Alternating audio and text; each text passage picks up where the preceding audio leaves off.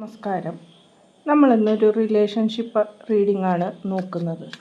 നിങ്ങളുടെ ഫീലിംഗ് എന്താണ്, നിങ്ങളുടെ പാർട്ട്ണറുടെ ഫീലിംഗ് എന്താണ് എന്ന് നമുക്ക് നോക്കാം. 2 കാർഡുകളാണ് എടുത്തിരിക്കുന്നത്. നിങ്ങളുടെ ഫീലിംഗ് 3 ഓഫ് കപ്പ് എന്ന കാർഡാണ് വന്നിരിക്കുന്നത്.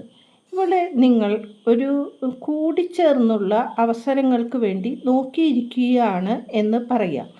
ഒരു കൂടിച്ചേർന്ന് സന്തോഷകരമായി നിങ്ങൾക്ക് മുന്നോട്ട് പോകണം എന്ന് ഉണ്ടായിരുന്നു. പക്ഷേ നിങ്ങളുടെ പാർട്ട്ണർ ഒരു സ്റ്റബേൺ അവസ്ഥയിലാണ്. എന്തോ ഒരു കണ്ടീഷനിൽ ആകെ പെട്ടുപോയ അവസ്ഥയാണ്.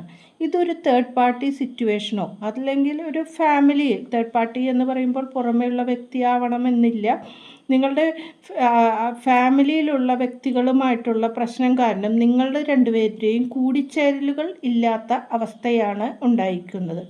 അവിടെ നിന്ന് വരുവാനാണ് ആ വ്യക്തി ശ്രമിക്കുന്നത്.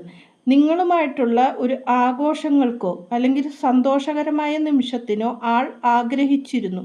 പക്ഷെ ഇപ്പോൾ ആ വ്യക്തിക്ക് അത് സാധിക്കാതെ പെട്ടുപോയ ഒരു അവസ്ഥയിലാണ് എന്നും പറയാം. ആളുടേതായ ഒരു തീരുമാനം ഇല്ലാത്തത് കൊണ്ടാണ് ഇങ്ങനത്തെ ഒരു അവസ്ഥയ്ക്ക് കാരണം എന്നും പറയാൻ സാധിക്കും. നന്ദി, നമസ്കാരം.